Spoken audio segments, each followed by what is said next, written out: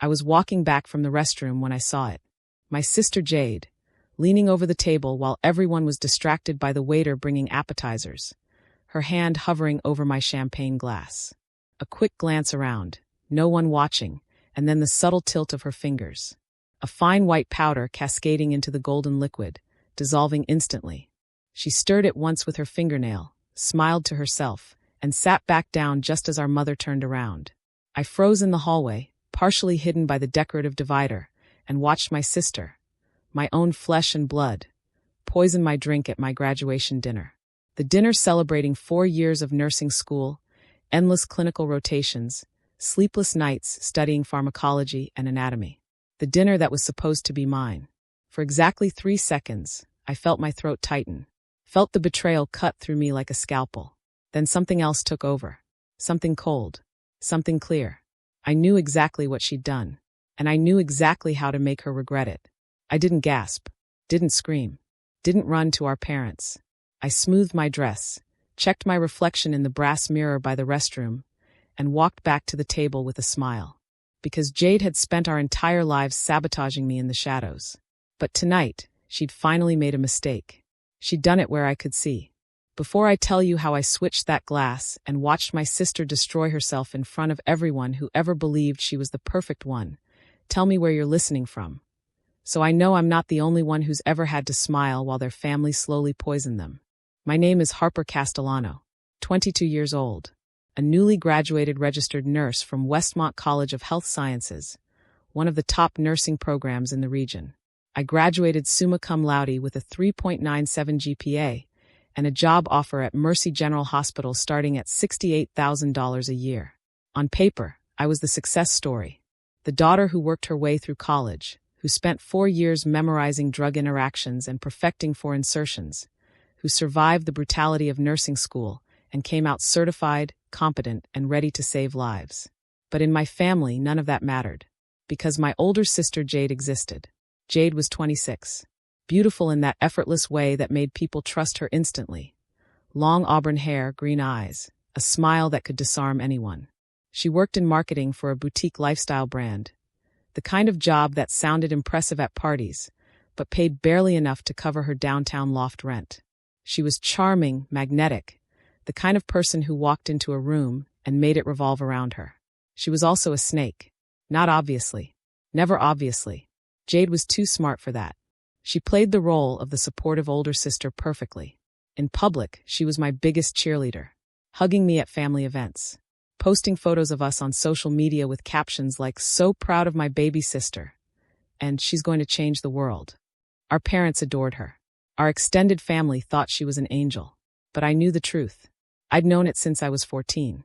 That was the year Jade accidentally told my high school boyfriend, Marcus, that I'd been cheating on him with someone from my debate team.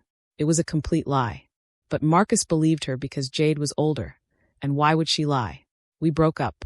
2 weeks later, I saw them together at the mall. She swore it was a coincidence, that she was just helping him through a tough time. They dated for 3 months. When it ended, she cried to me about how he was never really over you, Harp. I was 16 when I applied to colleges.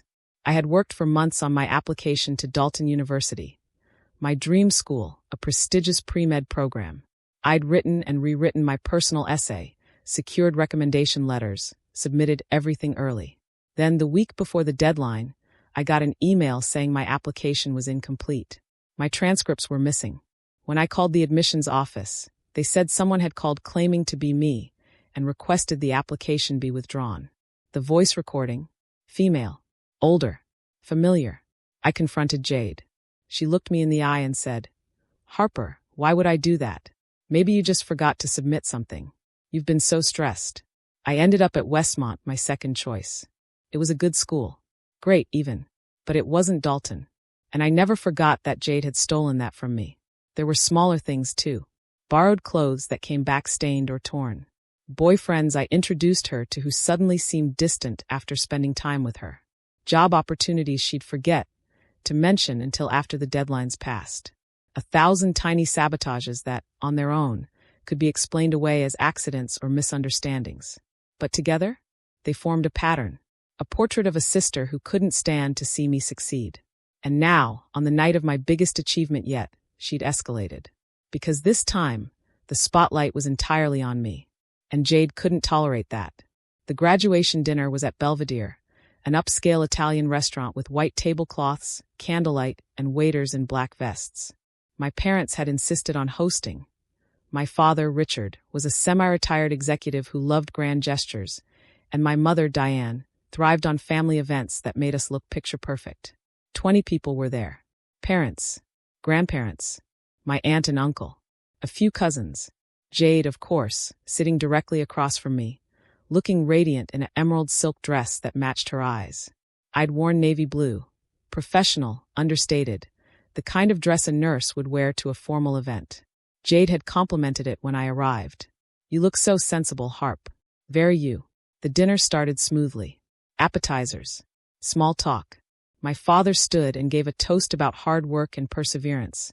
My mother got teary talking about how proud she was.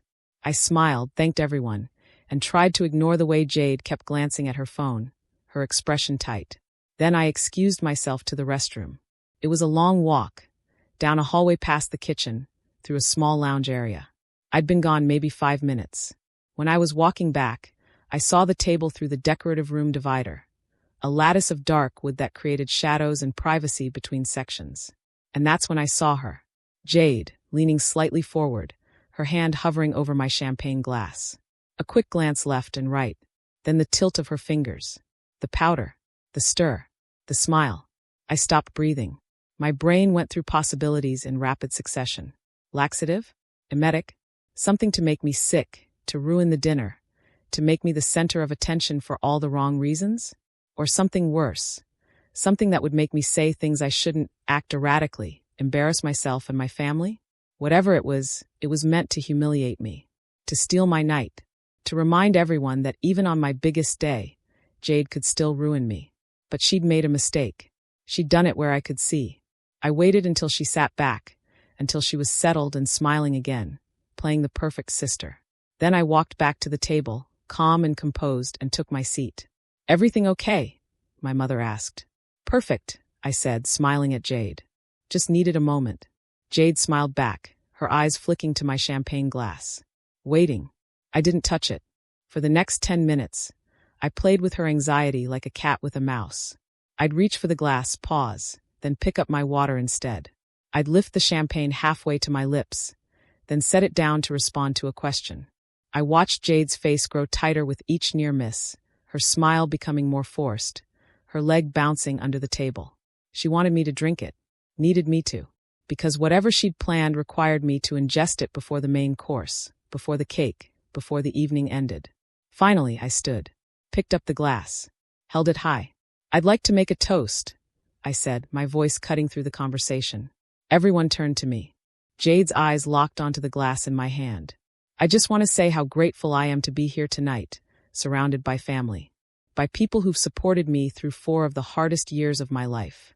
I looked around the table, making eye contact with my parents, my grandparents, my aunt. Then I looked at Jade, held her gaze. Family is everything. Trust, loyalty, support. Those are the things that get you through the hard times. Knowing that the people who love you have your back, that they'd never do anything to hurt you. Jade's smile was frozen on her face. "I especially want to toast my sister, Jade." I raised the glass higher, for always being so inventive, so creative in the ways she shows her love. I walked around the table toward her, the glass still in my hand. Jade's eyes followed me, confusion flickering across her face. "Come here," I said warmly, opening my arms for a hug. She stood uncertain, but unable to refuse without looking strange. I pulled her into an embrace, the champagne glass still in my right hand. And in the chaos of movement, the shift of bodies, the angle of arms, the momentary blind spot created by our closeness, I switched the glasses. The poisoned champagne, which had been in my hand, was now on the table in front of her seat. My clean glass was in my hand. I pulled back, smiled at her, and returned to my seat. "To family," I said, raising my glass. "To family," everyone echoed. I sipped. Jade, after a hesitation, picked up her glass, the glass that had been mine, and drank. It took 7 minutes. We were halfway through the main course. Osso buco for my father, seafood risotto for my mother, chicken piccata for me. When Jade's fork clattered against her plate. You okay, sweetie? My mother asked. Jade nodded, but her face had gone pale. Waxy. She reached for her water glass, knocked it over, didn't seem to notice. Jade, my father said, more concerned now. She stood abruptly, her chair scraping loudly against the floor. I need. Her words slurred. Her hand went to her temple. Jade, what's wrong? My mother was standing now, alarmed. I feel, Jade swayed. Her eyes were unfocused, pupils dilated. Then she laughed. A high, strange sound that didn't match the moment. This is so funny, she said, her voice too loud. This whole thing. Harper's little dinner. Like anyone cares about nursing school. Like she's special. The table went silent. Jade, my father said sharply. Sit down. No, it's fine. It's funny. Because she thinks she's so smart. So perfect. But she laughed again, stumbling slightly. I've been better than her our whole lives. And she just keeps. Jade, you need to sit. My mother tried to grab her arm. Jade yanked away, knocking over a wine glass. Red liquid spread across the white tablecloth like blood. I'm fine, she shouted. Then quieter, almost confused. Why is everything spinning? She tried to walk toward the restroom, but misjudged the distance to the table, hip-checking it hard enough to rattle dishes. Then she bent over suddenly and vomited. Right there, in the middle of Belvedere, in front of 20 people. The restaurant went silent, every table staring. My mother gasped. My father jumped up, mortified. A waiter rushed over with towels. I think she needs to go to the hospital, my aunt said, her voice tight with concern. No, I'm fine, Jade mumbled, but she was barely standing. Her hair was in her face, her dress stained, her carefully constructed image shattered. 2 waiters helped her outside. My parents followed, apologizing to the staff, to the other diners.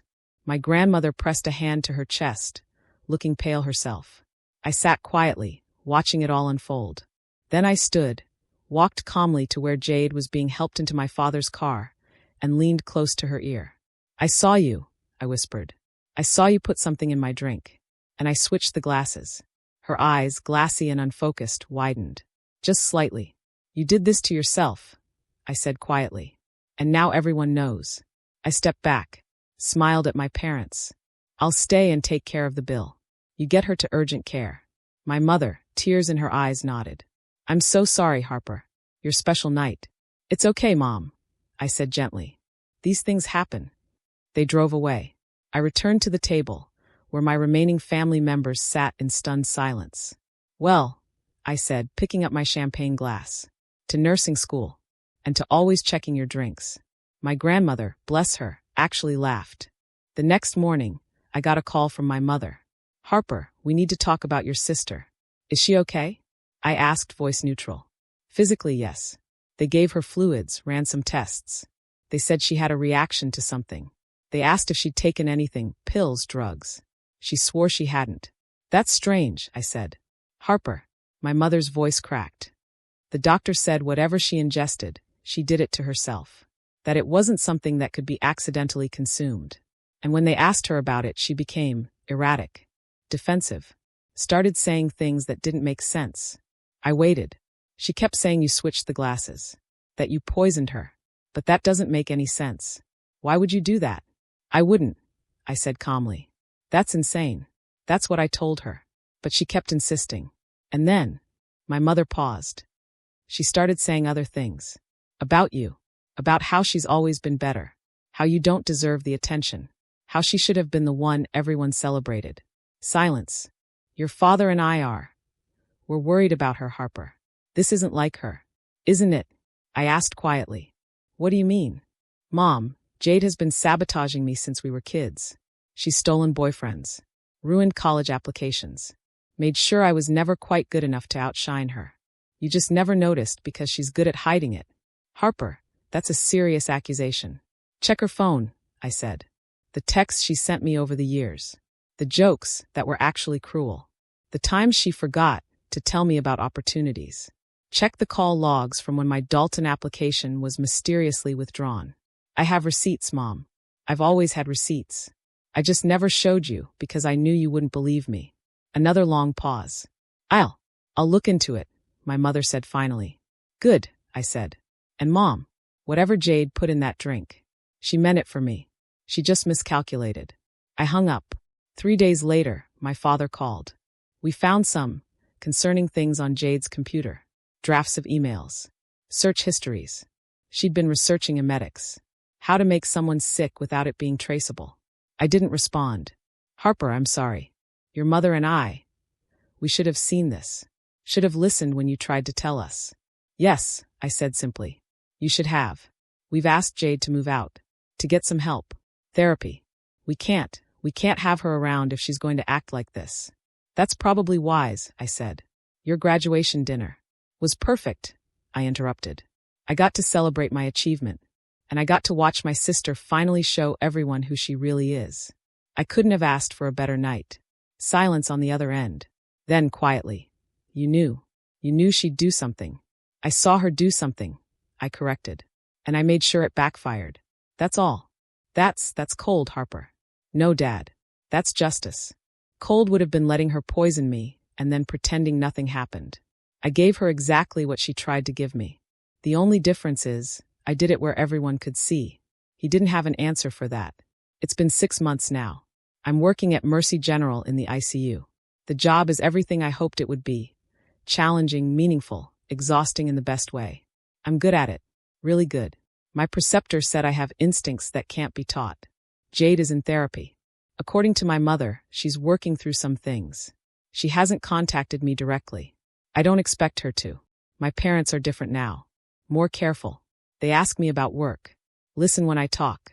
They've started to see me not as Jade's little sister, but as Harper. Just Harper. The nurse. The one who saved herself. Last week, I got a letter. Hand-delivered, no return address. Inside, one sentence in Jade's handwriting. I underestimated you. I burned it. Not out of anger. Out of completion. Because here's what Jade never understood. I didn't switch that glass to hurt her. I switched it to show her. To show everyone. That I wasn't the passive little sister anymore. That I'd learned to watch. To wait. To strike precisely when it mattered most. She spent our whole lives poisoning me slowly. Stealing opportunities. Ruining relationships. Dimming my light so hers could shine brighter. And I'd let her. Because I thought being the bigger person meant absorbing the damage. But that night, watching her slip powder into my drink, I realized something crucial. Being the bigger person doesn't mean being the victim. It means being smart enough to turn the weapon back on the person who forged it. Jade wanted to humiliate me. Instead, she humiliated herself. In front of everyone who'd ever believed her perfect sister act. And she did it with her own hand, her own poison, her own desperation to stay in the spotlight. I didn't destroy her. She destroyed herself. I just made sure she did it publicly. If you've ever had a family member who smiled to your face while stabbing you in the back, if you've ever been sabotaged by someone who was supposed to love you, if you've ever had to choose between calling them out and keeping the peace, you know this feeling. It's not revenge. It's revelation. The satisfaction of watching someone finally show everyone else what you've always known they were. Share your story in the comments. Someone out there is dealing with their own Jade. Someone who's slowly poisoning their life while playing the victim. Tell them. Document everything. Stay calm. And when they finally make their move where you can see it, switch the glass. And subscribe for more stories about the moment the snake finally bit itself, and everyone else finally saw the venom.